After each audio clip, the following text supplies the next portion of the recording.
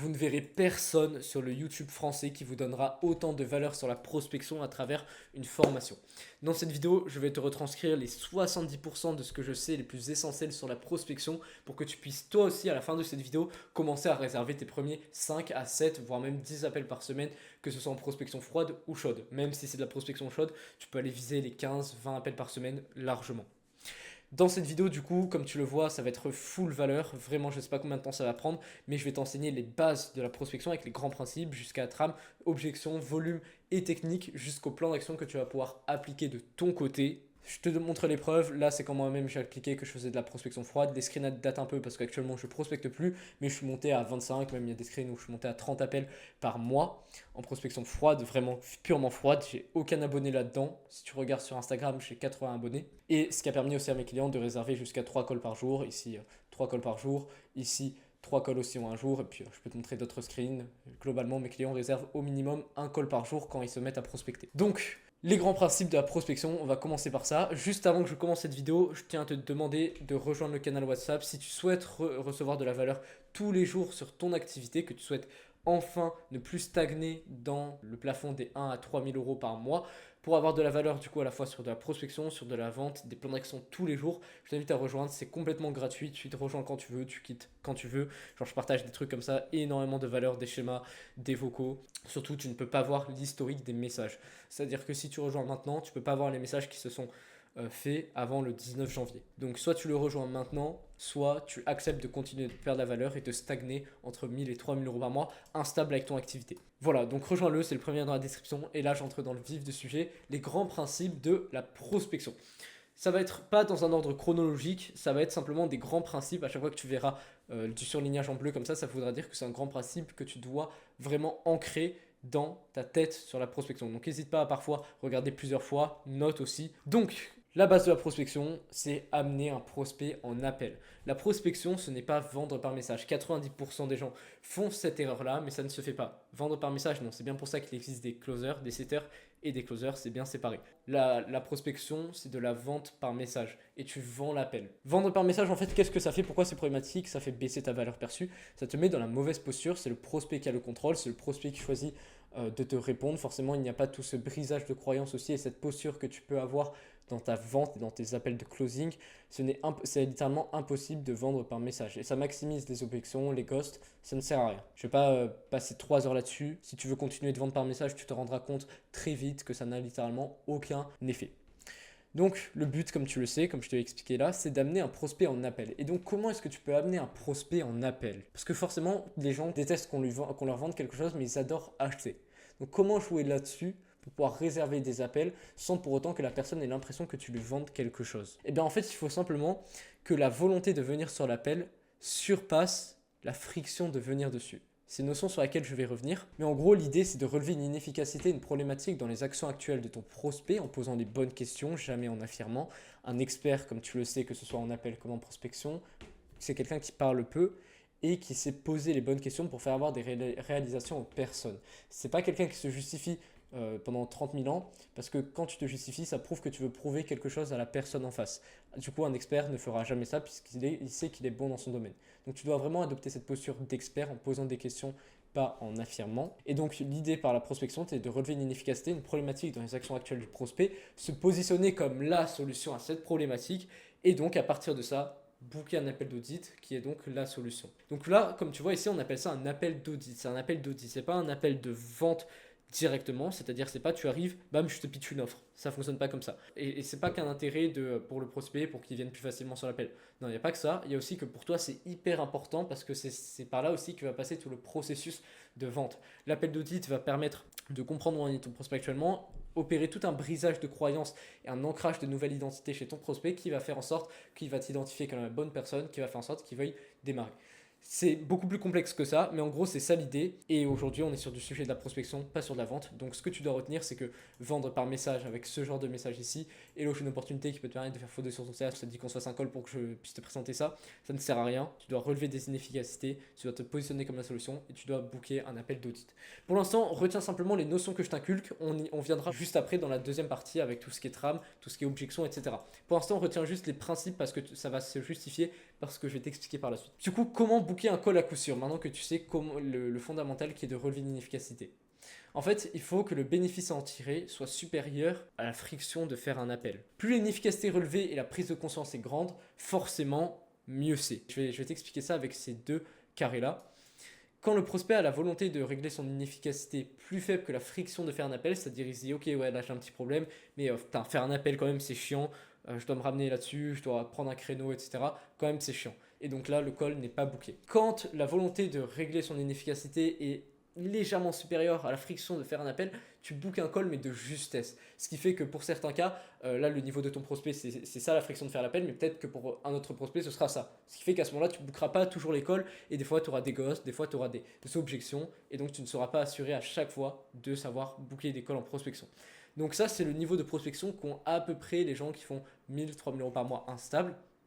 Mais si aujourd'hui tu veux vraiment atteindre ce niveau-là, booker des calls à coup sûr avec 99% des prospects, en tout cas tous les prospects que tu peux emmener en call, tu dois faire surpasser la volonté de régler son inefficacité par rapport à la friction de faire un appel.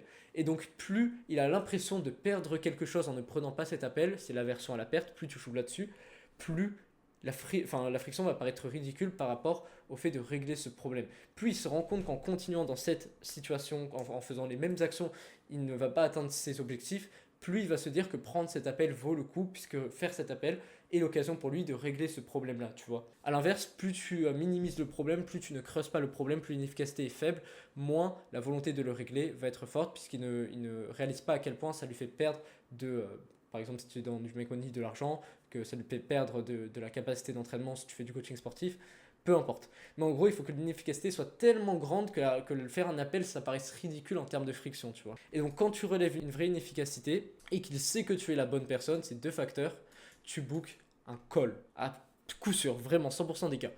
Si tu as une vraie inefficacité mais qu'il a des doutes sur ta légitimité, etc., globalement ça va être compliqué, tu vas booker des calls dans certains cas, mais ça va pas être à chaque fois. A l'inverse, quand il sait que tu es la bonne personne mais que tu relèves pas une vraie inefficacité, il va trouver la friction de faire un appel quand même trop grande. Donc c'est bien vraiment de combiner les deux.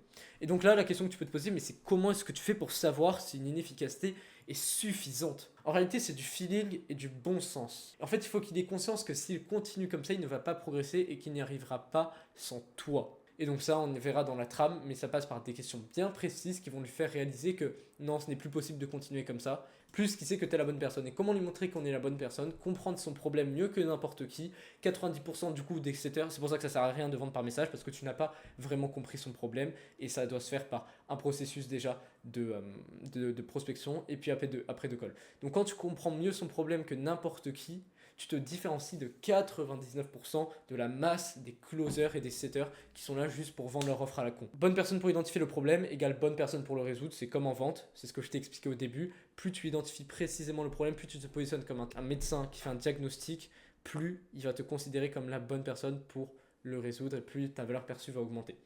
Et tu dois aussi avoir la bonne posture. Voilà les deux facteurs pour qu'il te considère comme la bonne personne. Comprendre son problème mieux que n'importe qui, avoir la bonne posture. Et donc, avoir la bonne posture, qu'est-ce que ça signifie? C'est ce que je vais t'expliquer dans cet autre principe-là.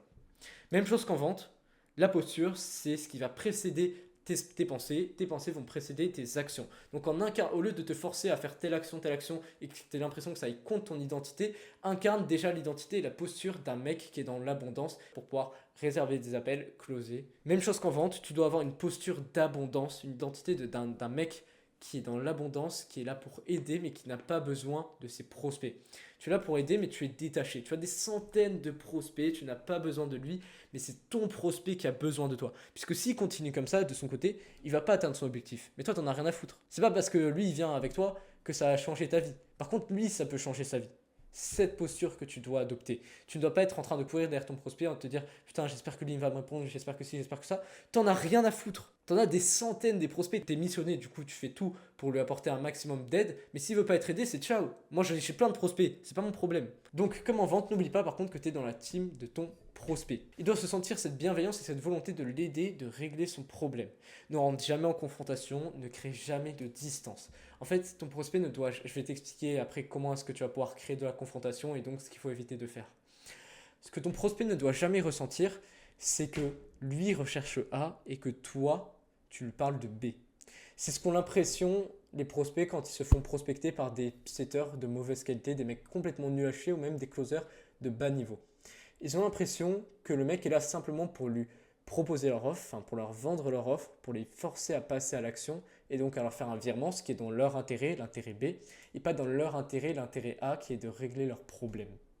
Et donc, comment est-ce que tu te positionnes comme la personne qui voit aussi l'intérêt A que recherche ton prospect par le fait de comprendre son problème mieux que n'importe qui, t'intéresser sincèrement à lui, ne pas tomber dans les pièges du type qu'est-ce que tu vends, qu'est-ce que tu as à me proposer, comprendre qu'en fait ça c'est simplement un moyen pour lui dans son inconscient de faire le tri entre les mauvais setters et les bons setters, qu'en disant que toi pour l'instant tu n'as rien à lui proposer étant donné que tu ne sais pas si tu peux l'aider, ça te différencie. Et tant que tu ne comprends pas ça, tu vas avoir un taux de réponse qui sera énormément faible et tu te feras ghost tout le temps, tu ne bookeras jamais d'appel. Il doit ressentir donc que tu lui parles de A, que lui veut atteindre A aussi.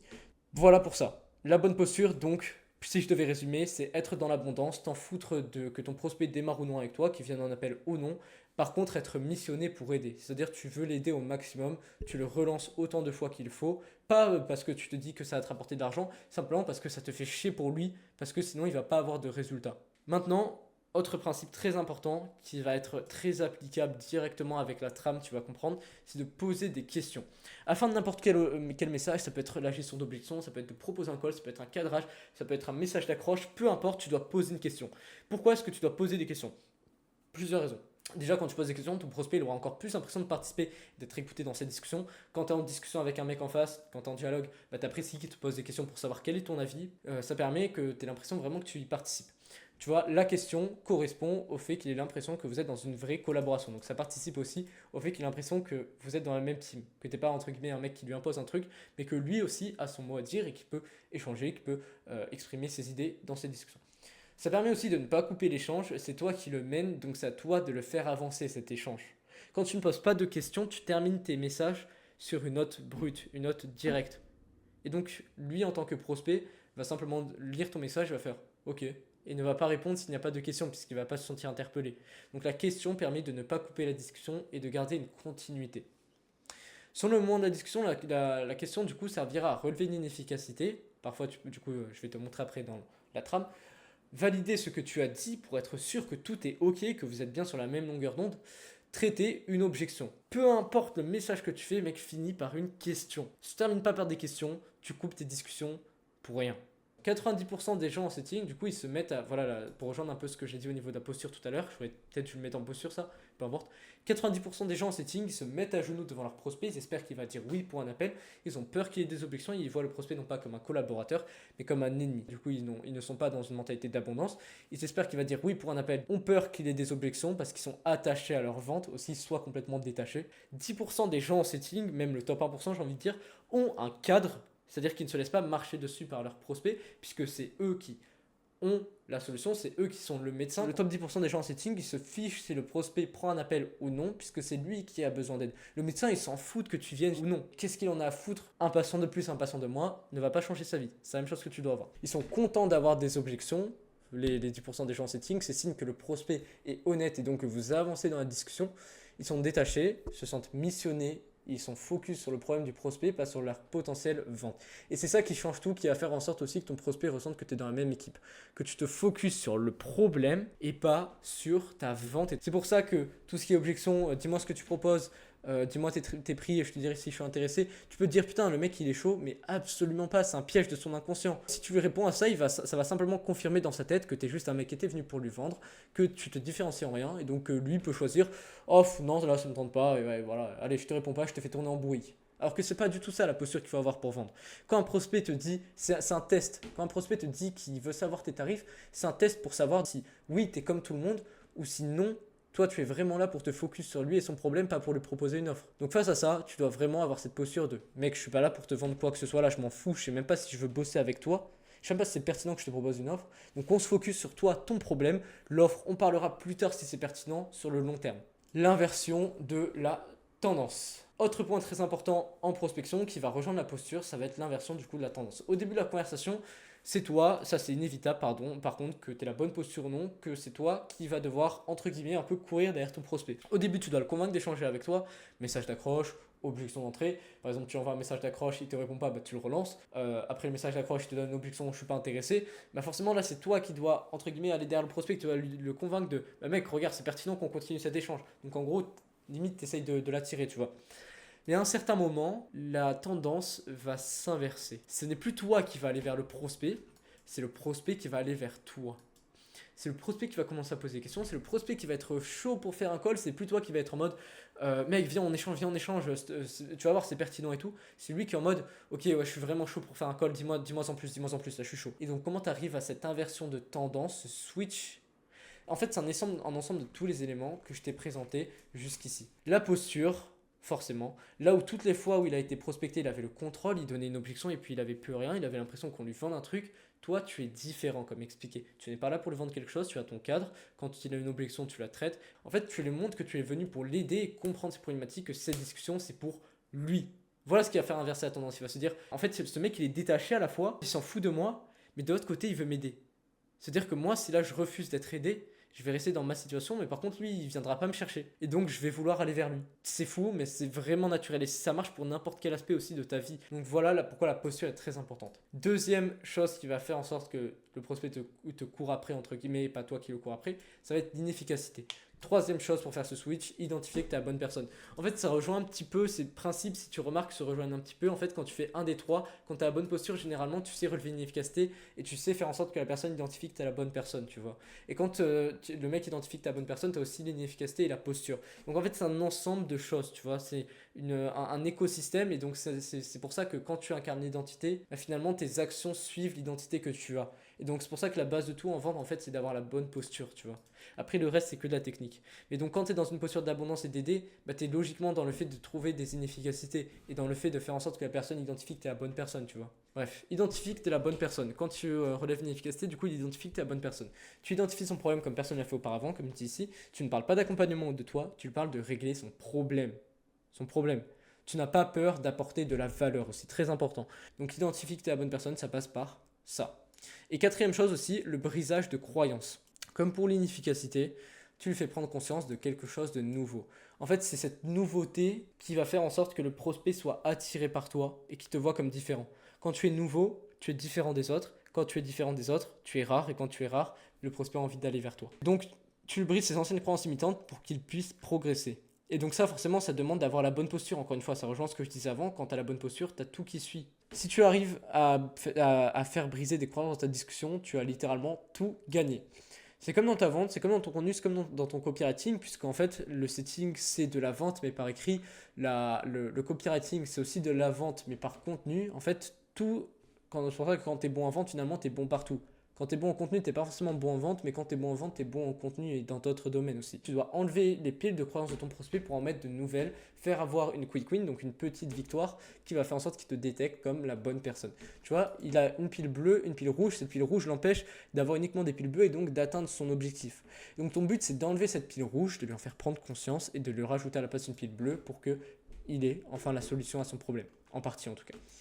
C'est pour ça que j'appelle ça une quick win, pas une win. Une win, si tu lui donnes entièrement la solution à son problème, on va y revenir après, mais il n'a aucune raison de venir sur le call avec toi. Donc c'est une quick win, une petite victoire qui a une sorte d'amuse-bouche. Tu dois enlever la pile et en mettre une nouvelle. Avant, il avait X croyances qui l'empêchaient inconsciemment d'atteindre son objectif. Grâce à toi, il a une nouvelle croyance beaucoup plus productive. Et donc, et là tu vas me dire, mais comment est-ce qu'on brise une croyance sans entrer en confrontation avec le prospect? Parce que forcément, briser des croyances, c'est compliqué. Si un mec pense X, que tu lui dis non, non, c'est pas ça, c'est ça, forcément, il a des chances qu'il le prenne mal parce que ça attaque ce qu'il pensait, son identité en partie. Eh ben en fait, la solution, c'est d'ancrer ton message dans le cortex préfrontal, donc la partie intelligente et rationnelle de son cerveau. On a trois parties dans le cerveau, grosso modo. Le cortex qui gère toutes les fonctions intelligentes, qui font en sorte qu'on est différent des animaux. On sait réfléchir, on a une capacité de réflexion. La zone limbique qui règle tout ce qui est mémoire, émotion, donc qui fait en sorte qu'il va réagir émotionnellement. Et la partie reptilien, bref, ça on s'en fout un petit peu, mais c'est en gros tout ce qui est respiration automatique, dormir, etc. Donc quand tu mets dans le cortex, tu vas sans mettre dans le cortex, pardon, il va prendre émotionnellement ton message, donc avec la zone limbique ici. Ce qui fait que ça va créer de la confrontation, ça va créer de la défensive, et c'est pas ce qu'on veut. Nous, pour ancrer des nouvelles croyances, on veut pas qu'ils le prennent mal, on veut qu'ils le prennent positivement pour une vraie, pas critique constructive, mais comme une vraie nouvelle chose, tu vois. Quand tu utilises la technique de mettre dans le cortex, il va prendre avec son intelligence et non pas avec ses émotions. C'est-à-dire il va prendre ça rationnellement. Égal, il accepte, il est ouvert à la critique quand c'est son intelligence qui parle, parce qu'elle va voir ça beaucoup plus de façon rationnelle, et pas ses émotions qui sont sur la défensive. Et donc comment tu mets dans le cortex? C'est très simple en vrai, ça peut pas être compliqué, mais c'est très simple. Juste avant de faire ton vocal brisage de croyance, tu dis, là tu préviens, et donc là, t'enclenches l'intelligence. Écoute, je vais être 100% honnête avec toi dans ce vocal pour t'aider à progresser un maximum. Ce que je vais dire, ça va pas forcément te faire plaisir, mais c'est vraiment ce que tu as besoin d'entendre pour avancer. Donc je te demande vraiment de mettre le côté la défensive et d'écouter ce vocal objectivement. Tu le préviens comme ça au début. Brisage de croyance, tu te dis tout ce que tu as à dire, tu vois, tu peux le dire, ok, donc tu vois là dans ce que tu me dis, il y a telle chose qui t'empêche d'atteindre ton objectif. En fait là tu me dis que le contenu est ce que tu manques de portée, mais en fait non, tu ne manques pas de portée, tu manques de ça, ça, ça. Bref, tu brises toutes ces croyances. Et à la fin, tu rajoutes une couche. Encore une fois, ce que je dis, c'est pas pour t'attaquer, pas pour te faire chier ou quoi, mais vraiment pour t'aider. Et je pense que tu sentiras mon intention à travers ce message. Donc, est-ce que ça fait sens ce que je te dis là? Encore une fois, toujours la question à la fin. Mais tu vois, au début, tu préviens avec la partie intelligente, et à la fin, tu repréviens, on sait jamais, s'il a pris un petit peu avec émotion, pour qu'il se dise, ah non, mais c'est vrai, ce mec, il est vraiment là pour m'aider. Et donc, de cette façon, tu brises des croyances sans froisser ton prospect, et donc tu mets la bonne pile, et donc après, il identifie que tu es la bonne personne, puisque c'est un truc que personne ne lui a fait en prospection. Tous les mecs étaient focalisés sur faire booker un call pour aucune raison. Toi, tu l'as fait briser une croyance, tu as trouvé un vrai problème dans ce qu'il fait actuellement. Et le call est pour lui la solution à son problème. Voilà. Maintenant, autre point, apporter de la valeur. Je ne l'ai pas surligné en bleu celui-ci, il faut que je le fasse rapidement. Ça fait partie du processus en fait pour booker un call. Donc tu peux le faire par le brisage de croyance. Le brisage de croyance est en soi un moyen d'apporter de la valeur. Mais si il n'y a par exemple pas un brisage de croyance à faire, qu'il n'a pas une grosse croyance imitante, tu peux simplement apporter de la valeur, ou que tu n'arrives pas à la détecter, tu apportes de la valeur, tu vois. Ça fait partie du processus pour booker un call. Les différentes étapes pour booker un call: contact et cadre, question d'inefficacité, relever l'inefficacité. On verra après dans la trame ça de manière beaucoup plus développée. Message valeur ou brisage de croyance, parce qu'en soi c'est la même chose. Et 5, proposer et booker le call. Le message valeur est fait pour entrevoir au prospect une solution à son problème et montrer que tu en as la solution. Quand tu brises la croyance aussi, tu montres que tu as la solution. Donc c'est pareil ici, tu apportes la bonne info avec le message valeur. C'est pas du coaching, par contre, très important à comprendre. La différence entre coaching et enseignement, entre guillemets, apporter simplement de la valeur, c'est la différence entre le quoi et le comment. Quand tu fais du coaching, tu apportes du comment. Quand tu fais de la prospection, quand tu apportes de la valeur, tu donnes du quoi. C'est-à-dire, qu'est-ce que tu dois mettre en place, pas comment est-ce que tu peux faire ça. Parce que si tu lui donnes trop de comment, il n'aura aucune raison de booker le call avec toi. Et entre nous, même si tu lui dis une seule info, c'est pas ça qui va régler son problème. Donc c'est improductif pour les deux côtés. Ce qu'il ne faut pas faire du coup, c'est de donner un plan d'action directement, un plan d'action qui est donc du comment. Ok, voilà, donc tu dois faire ça, ça, ça, ça, ça. Tu dois faire tel nombre d'entraînements par semaine. Regarde cette vidéo, regarde ci, regarde là. Ça, c'est du plan d'action. Tu ne dois pas donner une solution simple et applicable du point de vue du prospect. En fait, plus tu lui donnes l'illusion que c'est compliqué, plus il va voir le call comme la vraie solution. Et entre nous, c'est vrai, c'est compliqué. Parce que si c'était facile, il aurait déjà les résultats, tu vois. Donc en fait, tu ne rends pas service en lui disant, mec, non, c'est très bien ce que tu fais. Regarde, tu as juste à peaufiner ce petit truc et ça va aller. Voilà ce que tu dois faire. Tiens, je t'envoie cette vidéo. Tu le rassures pas en faisant ça, tu l'aides pas. Tu es juste gentil pour rien et tu ne bookes pas de call, tu le fais pas régler son problème. Ce qu'il faut faire, tu reprends les problèmes identifiés jusque-là, les approfondir et rationaliser ce qu'il perd avec ça, entrevoir une solution sur ce qu'il devrait faire. Donc comme j'ai dit, du quoi, pas du comment. Voilà du coup pour les grands principes de la prospection. Hyper important que tu prennes conscience de tous ces points qu'on a vus là. N'hésite pas à prendre des notes et aussi à prendre des screens, à revoir certains passages. Et maintenant, on va passer à la trame, maintenant que tu as les grands principes. Du coup, pour les trames, parce qu'il ne va pas y en avoir qu'une seule, on va avoir plusieurs trames d'ailleurs sur le type de prospection. Et justement, il y en a deux dont tu dois prendre conscience, dont tu dois avoir connaissance. Premier type va être la prospection froide. À quoi ça va correspondre la prospection froide? Ça va être tous les gens qui n'ont pas manifesté un intérêt pour ce que tu fais, donc c'est du outbound, ils ne te connaissent pas, ils ne savent pas quitter, juste tu vas les contacter par toi-même. Donc comment tu les trouves? Après je te donnerai un tuto complet à la fin. Mais en gros, tu vas dans des comptes de concurrents, tu vas dans des likes de concurrents, dans des abonnés de comptes de concurrents, pardon, sur le moteur de recherche de l'algorithme. Bref, les prospects froids, tu les trouves de partout, sur des endroits qui peuvent regrouper les gens qui s'intéressent à ta niche. Prospection chaude, qu'est-ce que c'est? C'est des gens qui te connaissent. À l'inverse des froids, les prospects chauds, eux, te connaissent. Ce sont tes likes, ce sont tes abonnés, ce sont les prospects de ton canal WhatsApp. Et rien de mieux que vendre à sa communauté, rien de mieux que vendre à ses prospects. Donc si tu as déjà une communauté, mec, tu as des milliers d'euros qui dorment vraiment sur tes comptes. Sur tes comptes Instagram, hein, pas sur tes comptes bancaires. Tes prospects chauds, vraiment, c'est une opportunité de fou pour vendre. Tu dois pas sous-estimer ça. Par contre, si tu n'as pas d'audience, fais de la prospection froide, ça va être trop long de construire une audience. Le temps que tu construises une audience pour faire de la prospection chaude ensuite, tu auras déjà fait plusieurs dizaines de milliers d'euros sur de la prospection froide. Donc, soit tu as une audience, tu te focuses prospection chaude, soit tu n'as pas d'audience, tu fais de la prospection froide. Donc ça c'est très simple, tu vas dans tes likes, tes abonnés, les prospects, ton canal WhatsApp, ton canal Telegram, bref, peu importe, des gens qui te connaissent en tout cas. Donc le volume à tenir, ça va être 30 DM par jour, 5 fois par semaine. Ça, avant, moi je te disais de faire 60 DM par jour, même avant, moi je me tiens monter à 100, 120 DM par jour. Sauf que j'ai été ban par Instagram, ils ont ajouté pas mal de restrictions. Donc pour éviter de tenir seulement 2 semaines par cause de ban, fais seulement 30 DM par jour, 5 fois par semaine, ça suffit largement pour avoir des résultats. Et ne te brûle pas les ailes en faisant trop de DM d'un coup. On va commencer par la trame de prospection froide parce que finalement ça va être le truc le plus important à comprendre. La trame de prospection chaude va être entre guillemets beaucoup plus simple. Forcément des gens qui te connaissent, c'est plus simple à prospecter. Donc ici il va y avoir donc différents types de trames. 3 trames sur Instagram et une trame sur LinkedIn pour les gens qui prospectent sur LinkedIn. Trame A, très simple. Hey, tu t'intéresses à... Là, tu mets ta niche, je me trompe. Ça, c'est un message de contact tout à fait basique et c'est utilisable pour n'importe quelle niche. Hey, tu t'intéresses à la remise en forme, si tu fais de la perte de poids, du coaching en perte de poids, toujours la question à la fin, pour engager la discussion. Ensuite, tu poses le cadre. Ok, super, pour être totalement transparent avec toi, si je t'ai contacté, c'était aussi pour pouvoir connecter avec toi et voir si tu peux répondre à un de tes défis actuels que tu rencontres. Donc, j'aurais quelques questions pour toi. Est-ce que tu m'autorises à te les poser ? Ensuite, directement, tu vas sur les questions d'inefficacité. C'est ça qui va te permettre, du coup, ici, le fameux mot inefficacité qu'on a vu plein de fois, qui a fait en sorte qu'il ait une raison de venir sur le call. C'est avec ces questions-là. Et du coup, tu en es où, toi, plus précisément dans, là, tu mets ta niche pour déjà mettre une question qui amorce un petit peu et qui te permet aussi d'avoir un petit peu plus d'infos. Tu en es où dans ta remise en forme? Là, il va pouvoir te donner un petit peu sa situation actuelle. Ok, et c'est quoi tes objectifs dans les 3 prochains mois dans ce domaine-là? Ah, moi, ça peut être de perdre 10 kilos. Ok. Et du coup, qu'est-ce qui ferait que tu puisses atteindre cet objectif plus rapidement que dans ces 3 mois ou que tu puisses l'atteindre beaucoup plus facilement en tout cas? Ça dépend de ta niche, tu pourras dire rapidement ou facilement. Et donc là, il va pouvoir te dire les points qui lui manquent actuellement. En fait, c'est toujours à peu près ça, les questions d'inefficacité. C'est, ok, qu'est-ce que tu veux faire? Tu veux faire ça, ok. Et donc, qu'est-ce qui te manque pour pouvoir faire ça plus rapidement ou plus facilement? C'est quoi les points manquants, tu vois? Tu le visualises dans, je veux faire ça, ok. Et toi, il te manque quoi pour faire ça, concrètement? Et c'est justement cette différence de ce qui me manque sur lequel tu vas pouvoir appuyer, bam, l'inefficacité, bam, tu creuses là-dessus. Qu'est-ce qui ferait que tu puisses atteindre cet objectif dans un mois au lieu de 3 mois selon toi? Donc là, tu as une efficacité. Valeur, 1 à 2 minutes. Tu pointes plus précisément les problèmes et laisses entrevoir une solution. Donc il faudrait que tu améliores ça, que tu mettes en place ça, ça et ça. Bref, voilà, comme je t'ai dit, tu donnes du quoi, pas du comment. À la fin du vocal, est-ce que ça fait sens pour toi ce que j'ai partagé là ou pas du tout? Au moins, tu as déjà sa mentalité. C'est une question qui permet de valider. Une fois que tu as bien l'inefficacité et le vocal valeur qui est ancré, la proposition du call qui est finalement la suite logique, tu l'as laissé entrevoir une solution, le call est la solution.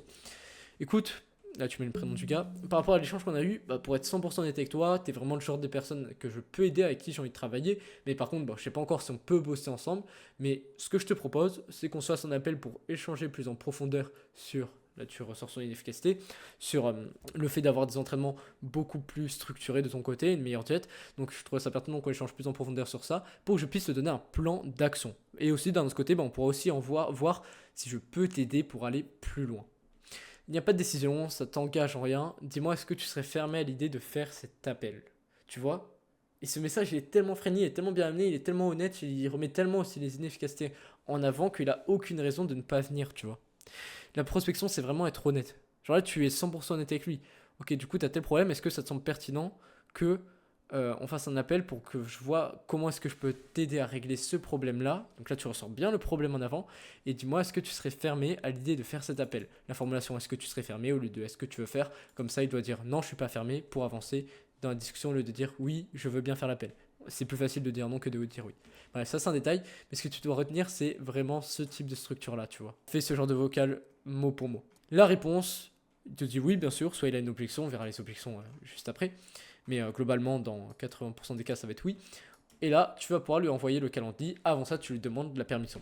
Top. Écoute, j'ai un calendrier pour réserver l'appel selon le dispo à tous les deux. En gros, si je te l'envoie, tu dois prendre un créneau, répondre à quelques questions. Est-ce que c'est good pour toi si je t'envoie maintenant ou tu préfères un autre moment?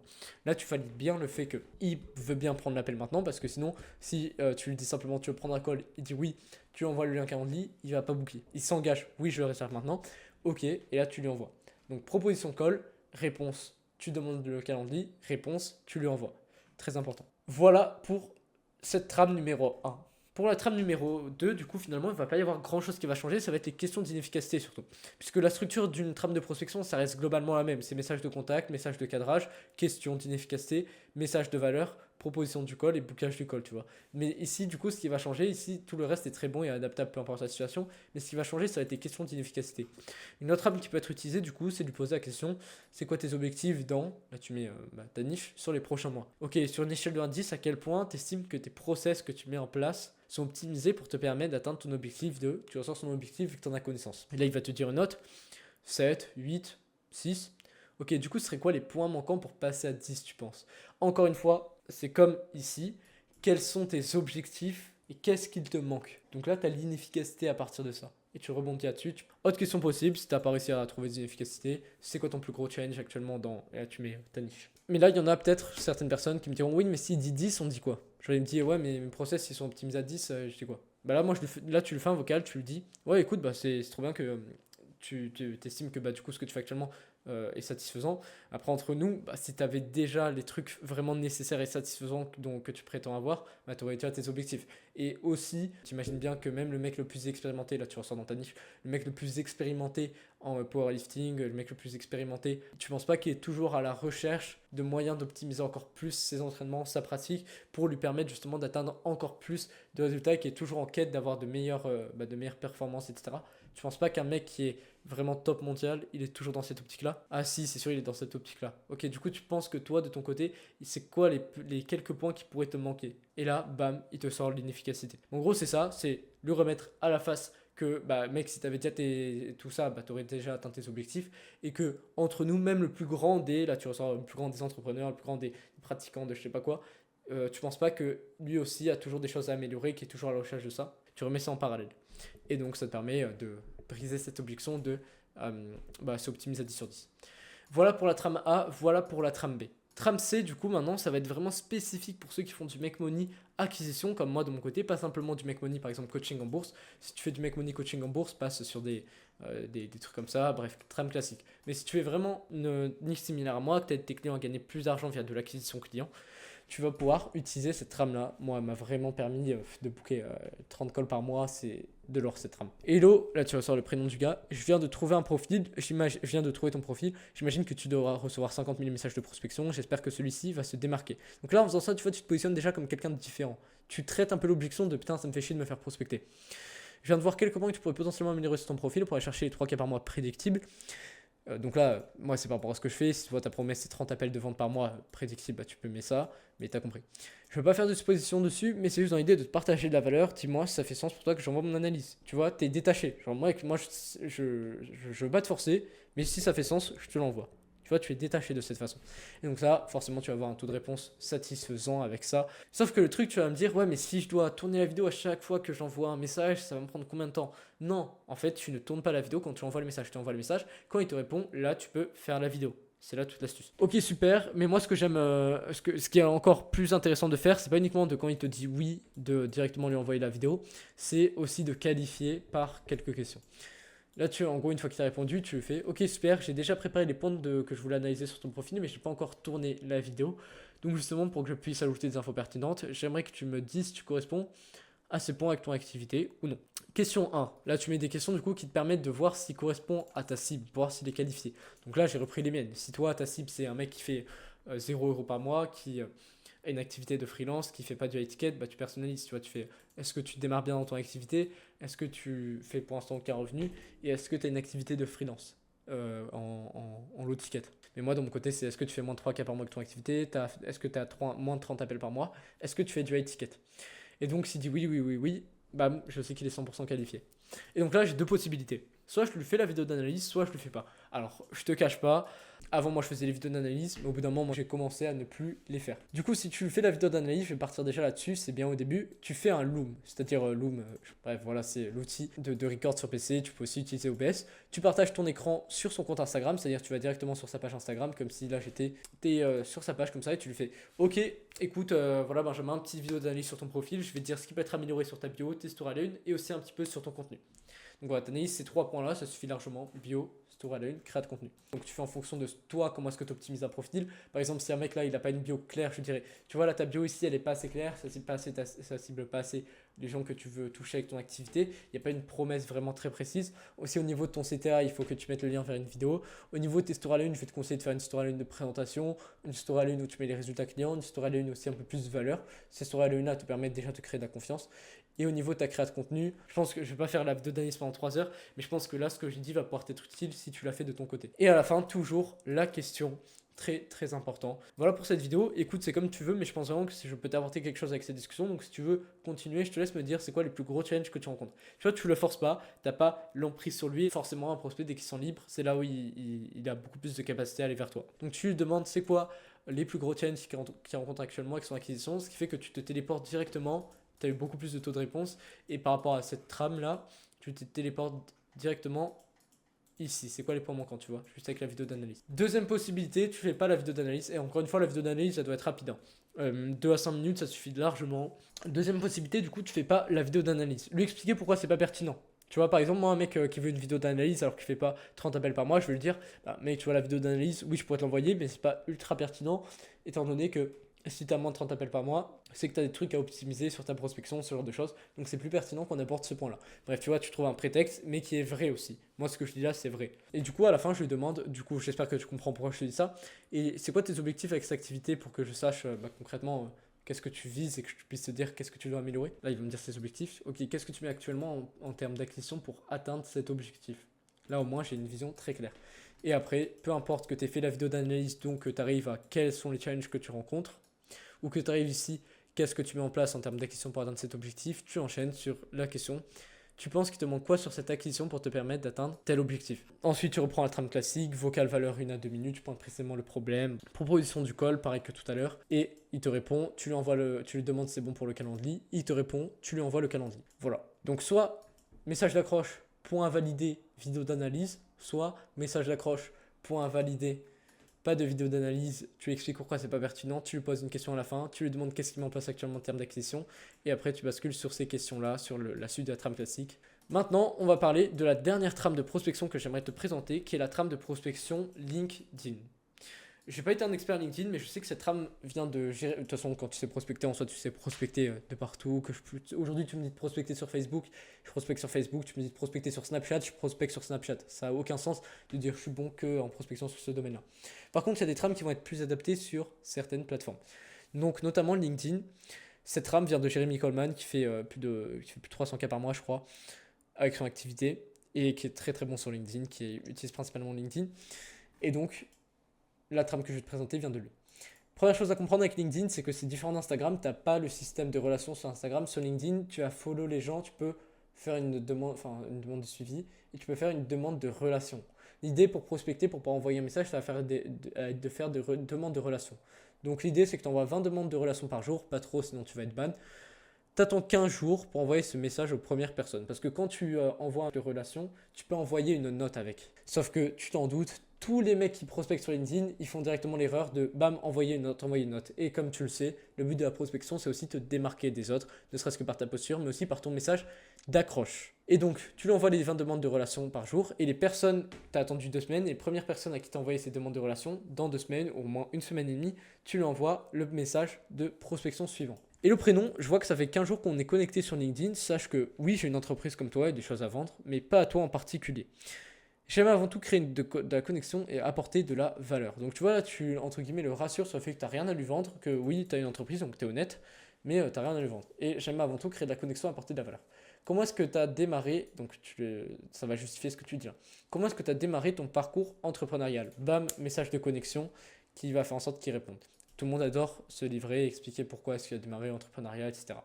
Donc oui, c'est un message qui est vraiment focalisé make money, hein, encore une fois. C'est quoi aujourd'hui la stratégie d'acquisition que tu as en place? Donc voilà, sur une échelle de 1 à 10, à quel point elle est optimisée. Après, on reprend sur une trame assez classique. À quel point c'est optimisé, serait quoi les points manquants, vocal valeur, proposition call, réponse calendrier, réponse, tu lui envoies le call. Mais ce qui est très important de retenir, c'est vraiment ça. Envoyer des demandes de relation, attendre 2 semaines avant d'envoyer les premiers messages.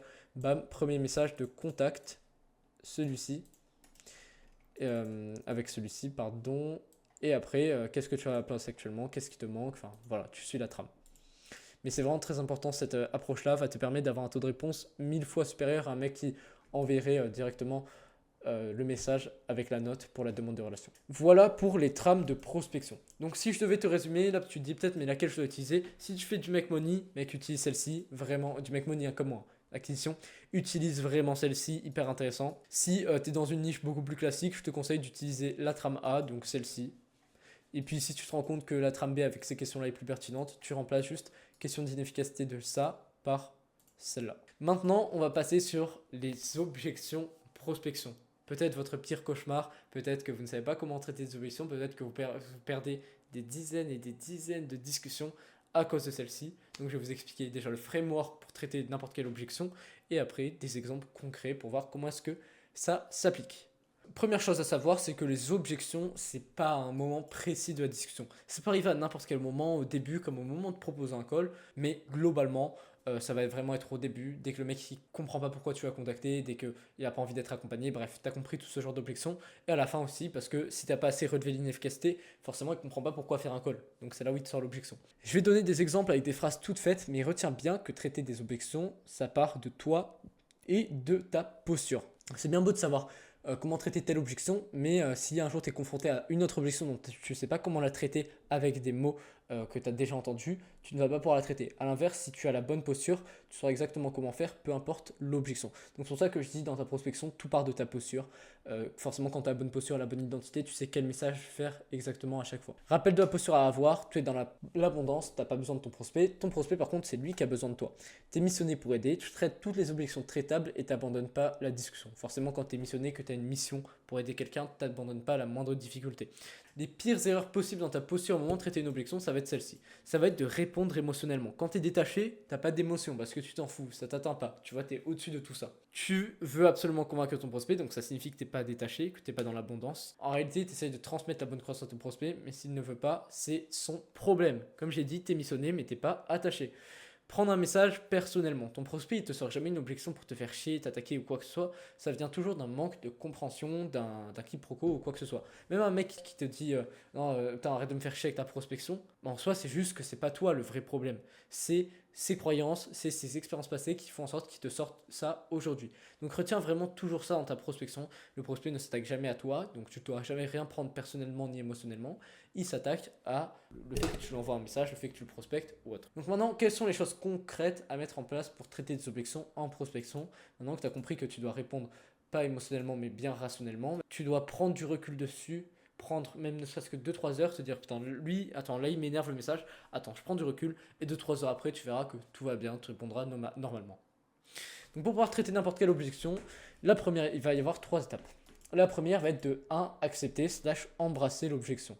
Tu dois mettre à la place de ton prospect, tu le montres au début de ton message. Même tout au long de ton message, ça doit sentir par ta posture, les mots que tu utilises, ton intonation. Tu dois vraiment être en mode détaché, en mode je te comprends entièrement mec, je suis d'accord avec toi. Pour en plus encore plus accentuer le fait que tu es dans la même équipe que ton prospect. Donc ça passe par écoute, je comprends entièrement ce que tu veux dire par ça, je comprends entièrement que te faire prospecter toute la journée, ça doit être chiant, mais moi au début ça m'est déjà arrivé de me faire prospecter et c'est pas forcément agréable. Ensuite, deuxième étape, tu recadres et tu remets du contexte. Bien évidemment, pour accepter et embrasser une objection, il faut vraiment que tu comprennes pourquoi est-ce que tu fais ça. Pourquoi est-ce que tu acceptes une objection? Pourquoi est-ce que tu l'embrasses? Si tu embrasses simplement l'objection parce que tu dois le faire, ça va se ressentir et ce ne sera pas sincère. Ça ne doit pas être fait en mode robotique. Ça doit être vraiment ressenti au fond de toi. D'où l'intérêt, encore une fois, ça rejoint encore ça, d'avoir la bonne posture. Deuxième chose, recadrer, remettre du contexte. Ton prospect a une objection car sa vision des événements n'est pas celle que tu veux qu'il ait, n'est pas la bonne. S'il avait les mêmes croyances, la même compréhension de la situation, il n'aurait pas d'objection. Ton but est donc de transmettre cette vision de la situation pour que vous soyez sur la même longueur d'onde. C'est là où tu déconstruis vraiment l'objection, c'est le cœur de ton message, le fait de recadrer, de remettre du contexte. Exemple, il n'a pas envie d'accompagnement, mais c'est juste qu'il pense, il a une croyance erronée, il pense que tu veux lui vendre un truc avec cette discussion. Alors que c'est pas du tout ton intention, ton objectif va être de déconstruire cette croyance, déconstruire cette objection par le recadrage. Donc en gros, le recadrage, c'est simplement tu expliques. Exemple, il n'a pas envie qu'on lui vende quoi que ce soit. Écoute, je comprends entièrement que tu n'as pas envie qu'on te vende quoi que ce soit. C'est sûr que tu ne me connais même pas et je pense que tu dois déjà te faire prospecter. Maintenant, je suis venu dans cette discussion absolument pas pour te vendre quoi que ce soit. Oui, j'ai un produit, mais c'est pas le sujet. Là, je veux vraiment me concentrer sur toi, sur ce qui te bloque finalement dans ta situation pour voir si je peux t'apporter quelque chose. Si on bosse ensemble, ce sera dans plusieurs mois et ce sera jamais par message, tu vois. Donc voilà, là tu recadres, tu remets du contexte, tu vois. Et à la fin, la question, ça en fait, la question, comme j'avais dit ici, il y a plusieurs utilités. Et là, c'est vraiment valider ce que tu dis dans recadrer, donc à la fois traiter l'objection. Exemple, du coup, pour reprendre le truc de j'ai pas envie de me faire prospecter, j'ai pas envie que tu me vendes un truc, à la fin. Donc sachant que, en vrai, si ça te fait vraiment chier, t'as juste à me bloquer pour cette discussion. En quoi ce serait pas pertinent là de prendre 5 minutes pour échanger, sachant qu'au pire des cas, comme j'ai dit, t'as l'impression que je te vends un truc, tu me bloques, et au meilleur des cas, peut-être que tu peux vraiment tirer quelque chose. En quoi ce serait pas pertinent du coup. Tu vois, tu mets une question qui permet de valider ce que tu as dit dans recadrer. 1, t'embrasses. 2, tu recadres, tu expliques la vraie raison pour laquelle tu l'as contacté. Et à la fin, tu lui demandes si finalement c'est bien clair pour lui ce que tu as dit dans le recadrage. Un truc qui va faire avancer dans la discussion. Maintenant, je vais te donner du coup des exemples concrets. Et j'aime pas me faire prospecter, donc voilà, là je vais pas te le mettre à chaque fois, mais tu verras ici les 3 paragraphes. Premier c'est embrasser, deuxième c'est recadrer, troisième c'est question. J'aime pas me faire prospecter, je comprends entièrement que ça doit pas être agréable, même ça doit te faire chier au bout d'un moment, j'imagine. Honnêtement, je suis vraiment venu en toute bienveillance pour voir si je peux t'aider par rapport à ta situation. Après, si vraiment t'as pas envie, je comprendrai entièrement. Tu vois, tu lui expliques en fait que tu vas contacter, c'est en toute bienveillance pour voir si je peux t'aider. C'est pas pour te faire chier. Donc si tu veux pas, si tu veux on arrête. Ça prouve du détachement aussi. Question, juste pour mieux que je comprenne, en quoi ce serait pas pertinent de prendre 5 minutes pour échanger, sachant qu'au pire des cas, tu élargis ton réseau et au meilleur des cas, tu en tires réellement quelque chose. Donc là, tu valides ce que tu as dit dans recadrer, le fait que tu es vraiment venu pour l'aider. Donc tu remets en perspective en quoi ce serait pas pertinent. J'ai pas le temps, tu vas l'avoir à 2 moments précis de la discussion. Soit c'est au moment d'échanger, donc au début, au milieu, peu importe. Soit ça va être vraiment à la fin quand tu proposes le call. Il va dire non, mais moi j'ai pas le temps pour un call. La V1, ça va être vraiment pour échanger. Peu importe que ce soit au début, que tu lui envoies un message ou au niveau des questions d'inefficacité, il va falloir lui faire à peu près ça comme message. Je comprends entièrement que tu puisses avoir un emploi du temps chargé, que tu n'as pas forcément énormément de temps, donc voilà, t'embrasses. Après, le fait d'échanger ensemble, ça va littéralement prendre 5 minutes et vu qu'on échange par message, tu pourras me répondre quand tu peux. De toute façon, au pire des cas, tu ton réseau, au meilleur des cas, ça peut changer ta situation, donc en quoi ce serait pertinent de prendre quelques minutes pour échanger. Et là, tu remets en perspective, au pire, t'élargis ton réseau, tu vois. Et au meilleur des cas, ça peut littéralement changer ta vie pour 5 minutes. Donc en quoi ce serait pas pertinent de prendre ce petit laps de temps pour échanger.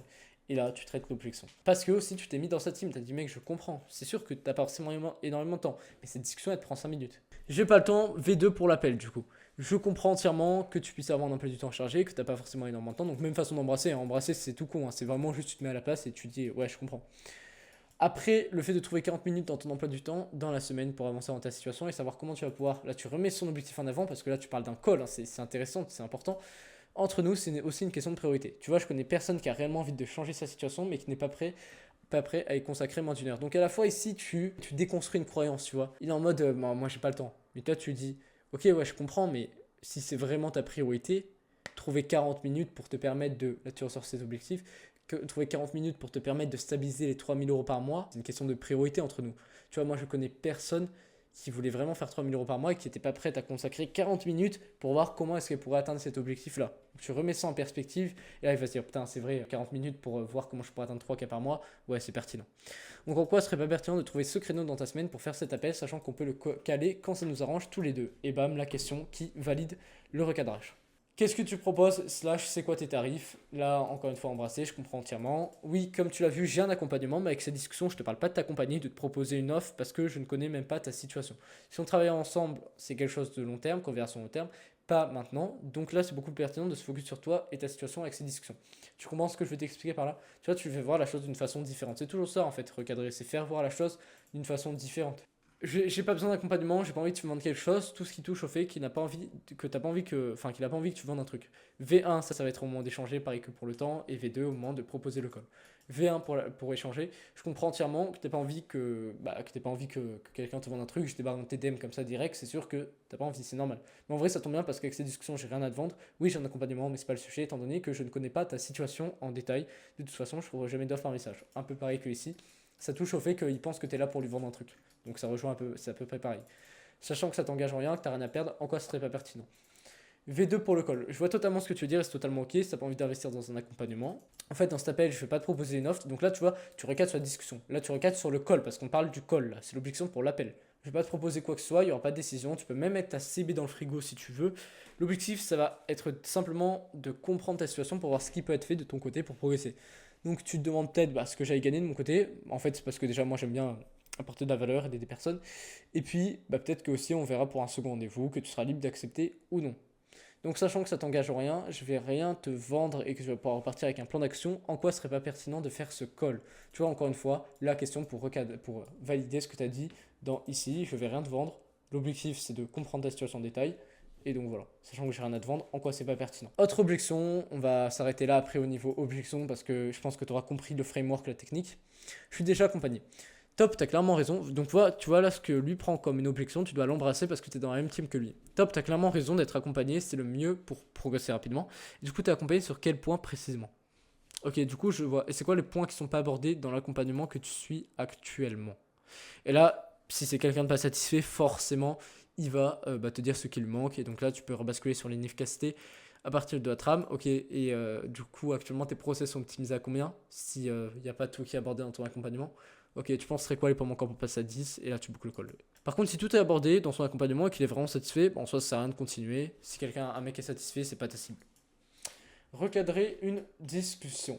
Et je le mets dans l'objection parce qu'en soi ça rejoint un petit peu, c'est des patterns qui peuvent se glisser comme ça dans des discussions et dont tu dois avoir connaissance pour garder ton cadre et mener la discussion au mieux finalement. Recadrer une discussion, par contre, c'est pas égal à traiter une objection, c'est reposer le cadre, c'est quand quelque chose que tu devras faire quand le prospect ne met pas de valeur sur ce que tu fais, ne te prend pas au sérieux, quand la discussion part sur un autre sujet, quand le prospect te manque de respect, bref, qu'un truc qui va pas, tu vois. C'est pas juste une objection, genre c'est juste, c'est pas le mec qui est impliqué dans la discussion et qui est là vraiment pour faire avancer, c'est un mec qui est pas de bonne foi, tu vois. Donc, chose à comprendre, tu dois jamais recadrer avec tes émotions. Enlève de manière générale dans ta vente, dans ta prospection, tout ce qui est émotion, concentre-toi vraiment sur le rationnel. Quand un message t'énerve, ça te trigger, pose ton téléphone, introspecte-toi parce que le problème vient de toi, il vient pas de ton prospect, ça te trigger. Si un prospect qui te dit qu'il n'a pas envie d'être accompagné, toi ça te fait chier, tu te dis je vais perdre une vente, c'est que tu as un problème avec la vente, c'est que tu es attaché. Donc introspecte-toi, comprends pourquoi est-ce que tu es attaché à la vente et dis-toi que finalement tu n'as pas besoin de ça pour après pouvoir recadrer au mieux. Tu ne dois pas recadrer émotionnellement. Et si un truc t'énerve, c'est que c'est toi le problème. Réponds plusieurs heures plus tard, plusieurs jours même plus tard, quand c'est passé, si c'est nécessaire. Donc pour recadrer une discussion, ça va être la méthode sandwich. Si j'ai mis une ligne ici, c'est parce que tu vas utiliser aussi, pareil, mettre dans le cortex préfrontal. Forcément, tu vas devoir recadrer, tu vas devoir lui expliquer que ça se passe pas comme ça ici. Mais sauf que si tu lui dis de manière basique, sans prendre de pincettes, etc., comme je t'ai expliqué, il va prendre émotionnellement, il va ressentir la confrontation. Donc l'idée, c'est d'utiliser, comme ici, dans le déconstruage de croyances, la technique du cortex préfrontal, mettre dans la partie intelligente du cerveau. T'avertis, tu mets dans le cortex. Ce que je veux dire, ça va pas forcément te faire plaisir à entendre, mais c'est nécessaire pour avancer dans la discussion par rapport à ce que tu m'as dit là. Ensuite, tu dis tout ce que tu as dit, tu recadres. Tu vois ce que tu m'as dit là, je le prends comme un manque de respect, étant donné que sur cette discussion, comme tu le sais, je suis venu vraiment pour t'aider un maximum. Et donc, si en soi, si on continue comme ça sert à rien qu'on échange, que soit de ton côté, tu vas perdre du temps, comme de mon côté, je vais perdre du temps. Donc, j'accepterai pas qu'on continue si tu me renvoies un message comme ça. Ensuite, tu remets une couche. Je sais que tu connais mon intention avec mon message. Encore une fois, je ne te dis pas pour t'attaquer, mais bien pour qu'on puisse avancer au mieux dans cette discussion. Vraiment pour que ce soit bénéfique pour les deux parties. Donc, est-ce que tu comprends? Voilà. Comment tu recadres une discussion. T'avertis, tu dis tout ce que tu as à dire, tu remets une couche comme un sandwich. Voilà pour la partie objection. Retiens vraiment ce framework, c'est tellement important. Avec ça, tu traites littéralement tout. Avec les exemples que je t'ai montrés, tu as compris comment est-ce que ça se fait à chaque fois. Je comprends, etc. Tu dis ce que tu as à dire, tu recadres, tu mets une vision différente. Et à la fin, question pour valider ce que tu as dit dans le recadrage. Maintenant, volume et technique. Ça va être un aspect beaucoup plus rapide, beaucoup plus, comme ça l'indique, technique. La technique sur Instagram. Comment est-ce que tu vas pouvoir prospecter efficacement? Ce que je vais t'expliquer ici. 30 DM par jour, du coup, comme je t'ai dit, maximum 20 par semaine, 20 par jour, pardon. si ton compte est récent. 20 par jour si ton compte est récent. Si tu as un compte ancien, que Instagram préfère largement les comptes anciens parce qu'ils auront l'impression que tu n'es pas un bot, ils sont sûrs au moins. Alors que quand tu as un compte récent, ils ont des doutes et ils ont l'impression que tu es un spammer, ce genre de choses. Donc plus ton compte est vieux, plus tu vas pouvoir faire de DM, mais ne dépasse jamais 30 par jour. Si ton compte est récent, 20 par jour c'est bien et 6 jours par semaine maximum. Il n'y a pas vraiment de règle, mais j'ai identifié que mes clients qui font 5-6 DM, enfin 5-6 fois par semaine, 20 DM, 30 DM, en soi, ils n'ont pas trop de problème. Ok, donc maintenant, je vais te montrer comment prospecter efficacement. En fait, le but là, c'est que tu ailles sur un compte qui correspond à un compte DreamSense, qu'on appelle. C'est un compte qui peut regrouper tes prospects. Moi, par exemple, vu que j'ai une cible qui correspond à des coachs bloqués en 33K par mois, Matisco qui fait de l'acquisition correspond à une personne qui fait la même chose que moi. Donc, je vais dans ses abonnés, followers, et bam, lui, ça peut être un prospect. J'ouvre prospect, monter en vidéo, ok. Et voilà, là, à chaque fois, en fait, si tu vois comment je fais clic molette, tu vois. Genre là, j'arrive ici, je scroll, et là, clic molette. C'est pour ça que c'est beaucoup mieux de prospecter sur ordi, en fait, t'as pas besoin de quitter la page. Et là, après, voilà, contacter, t'as compris. Des fois, il y en aura que tu pourras pas directement contacter, donc ce qu'il faudra faire, c'est arriver sur ici, envoyer un message, ou tu pourras cliquer sur les stories s'ils en ont. Voilà, tu vois, tu fais tac, tac, tac, et là, tu mets une story. Voilà pour la technique sur Instagram. En soi, j'ai rien d'autre à te dire à part que, en fait, tu vas sur des comptes Dreamson à chaque fois. Quand lui, Mathis Coué, par exemple, t'as épuisé, tu vas dans les suivis, tu vas chez quelqu'un d'autre, voilà, par exemple Michael Wu, tu vas chez voilà, Coach Expert e-commerce, bam, et là, tu as encore un autre compte Dreamson. Tu le follow, tu vas dans ses followers, tu trouves les prospects de la même façon. Après, tu vas dans les suivis de Michael, tu fais pareil. Tu vas dans les suivis de ce gars-là, tu fais pareil. Et comme ça, tu as plein de comptes de prospects en illimité finalement. Autre point aussi, tu peux aller dans les likes de cette personne-là, dans les likes de Mathis Coué. Voilà, mention j'aime. Bam, là j'ai des prospects aussi de mon côté. Tu fais pareil avec chacun. Aussi, quand tu trouves un prospect, ce que tu peux faire, tu vas dans les suivis de ton prospect. Parce que forcément, il va suivre des gens qui lui ressemblent, tu vois. Et tu vas trouver des prospects identiques à chaque fois de cette façon-là. Voilà du coup pour tout ce qui est technique sur Instagram, j'ai rien d'autre de spécial à dire là-dessus. La technique sur LinkedIn, du coup, tu fais des demandes de relations. En gros, LinkedIn, c'est simple, tu as deux boutons, soit tu peux follow le gars, soit tu peux mettre une relation. Sur certains, tu auras seulement suivre et tu verras pas le truc de relation. Donc tu appuies sur les trois petits points et tu pourras voir ajouter. Tu auras ajouté avec note, ajouter sans note, tu fais ajouter sans note et c'est qu'après 2 semaines, comme je t'ai expliqué, que tu envoies le premier message de prospection qu'on a vu tout à l'heure. Donc LinkedIn, 20 demandes de relations par jour, c'est pareil, tu vas dans des comptes de personnes qui regroupent tes prospects, Mathis Chloé, si tu fais de l'acquisition, des mecs qui font du coaching sportif, si tu fais toi aussi du coaching sportif. T'as compris, c'est le même système pour trouver les prospects, simplement tu fais des demandes de relations, pas des DM directement. Relance tes prospects, voilà pour la technique du coup Instagram LinkedIn pour trouver des prospects en illimité. Relance tes prospects chaque jour. Tu perds plusieurs milliers d'euros si tu ne le fais pas. C'est pas qu'ils n'ont pas envie de discuter avec toi s'ils répondent pas à ton message. C'est soit qu'ils oublient, soit qu'ils ont une objection, mais qu'ils pourront te donner du coup si tu les relances. Ton but est de trouver les objections parce que en fait à chaque fois qu'ils te donnent une objection, c'est signe que vous avancez dans la discussion. Et donc le fait de le relancer à chaque fois, le relancer, forcément au bout d'un moment il va te répondre. Et quand il te répond, soit il va continuer la discussion normalement s'il avait simplement oublié, soit il te donne l'objection. Écoute, j'ai pas envie de te faire perdre ton temps, mais moi je suis pas intéressé pour une offre. Ok, bah écoute, ça tombe bien. Au moins là, c'est très clair ce que tu me dis. Bah en vrai, ça tombe bien parce que je suis absolument pas venu pour te proposer une offre. Je comprends entièrement que t'es pas forcément envie. Blablabla, tout ce qu'on a vu sur traité d'objection. Mais en gros, tu les relances toutes les 24 heures, soit avec un emoji comme ça, prénom pour interrogation, chiffre drôle, t'es tombé dans la cuvette, tu t'es fait kidnapper. Tac, voilà.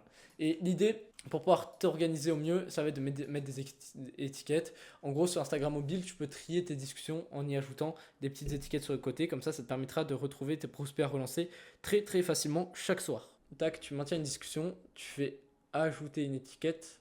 Et là, tu en as plein, marqué, réservé, nanana. Et l'idée, en gros, c'est de trier tous tes mêmes types de prospects avec une étiquette.